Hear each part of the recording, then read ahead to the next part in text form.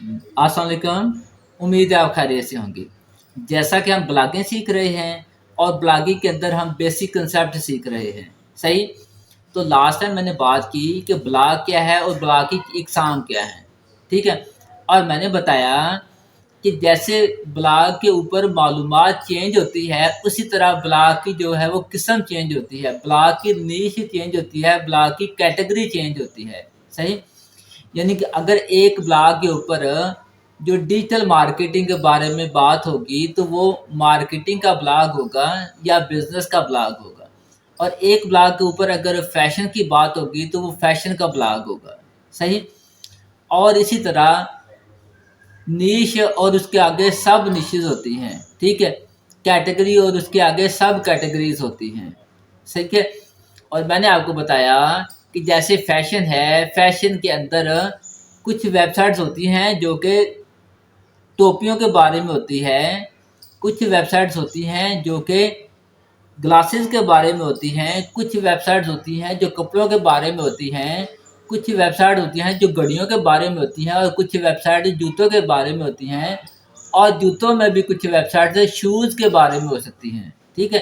तो इस तरह हमारी निशेज़ हैं, हमारी कैटेगरीज़ हैं, हमारे शोबे हैं और शोबों के अंदर सब कैटेगरीज़ भी हैं, सही? तो आज हम देखते हैं कि एक आपने किस शोबे का इंतखाब करना है, ठीक है? और फिर आपने उस शोबे के अंदर आपने अपने ब्लॉग का नाम रखना है जिसे हम डोमेन नेम कहते हैं।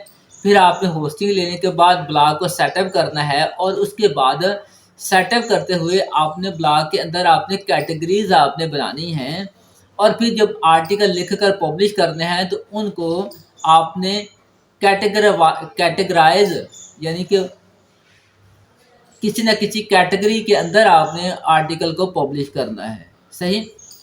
तो मैंने एक मिसाल आपको दे दी फैशन की और एक मैं मिसाल आपको देता हूँ हेल्थ की। तो जो हेल्थ नीश है, जो हेल्थ का शोबा है, इसके अंदर मेडिसिन भी आ जाती है, एक्सरसाइज भी आ जाती है, ठीक है? और मज़ीद जो है वो इंस्ट्रूमेंट्स वगैरह भी आ सकते हैं, ठीक है? इसी तरह जो गेम्स गेमों का की फील्ड है, जो गेमों की नीश है, इसके अंदर कंप्यूटर के काफ़ी शोबे आ जाते हैं, ठीक है? क्योंकि एक गेम या तो मोबाइल पर खेली जाती है या कंप्यूटर पर खेली जाती है, ठीक है? तो लिहाजा अगर आप गेम की बात करेंगे या गेमों की फील्ड की बात करेंगे तो उसकी काफ़ी ज़्यादा सब निशेज़ हैं। गेमों के लिए कीबोर्ड भी इस्तेमाल होता है, गेम खेलते हुए माउस भी इस्तेमाल हो सकता है, सही? तो काफ़ी ज़्यादा जो है वो इसमें लंबी बहस हो जाती है और काफ़ी सब कैटेगरीज़ हैं, ठीक है? अगर हम हेल्थ की बात करें तो हेल्थ के मैंने बता दिया कि मेडिसिन है, ठीक है? अब हेल्थ के अंदर एक सब कैटेगरी है जिसे हम कहते हैं पेरेंटिंग। पेरेंटिंग पेरेंट कहते हैं वालदैन को और पेरेंटिंग यानी कि वालदैन का किरदार, ठीक है?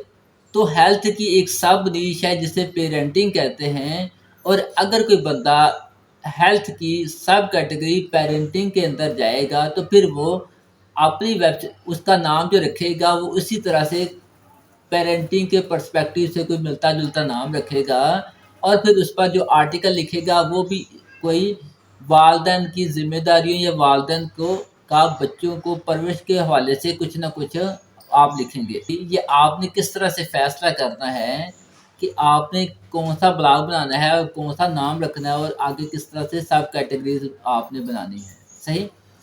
तो ये जो हमारी फील्ड होती है, ये जो हमारा ब्लॉग हमारी नीश की सिलेक्शन होती है, ये डिपेंड करती है 4 चीज़ों पर। एक आपने अपनी दिलचस्पी देखनी है, फिर आपने अपना इल्म देखना है, फिर आपने अपना एक्सपीरियंस देखना है, सही?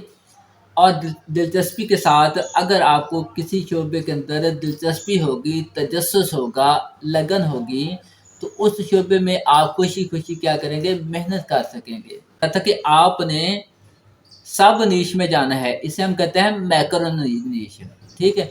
यानी आपने कोशिश करनी है कि आप अपनी कैटेगरी के अंदर जो माइक्रो नीश है, जो छोटी नीश है, उसको आपने सेलेक्ट करना है।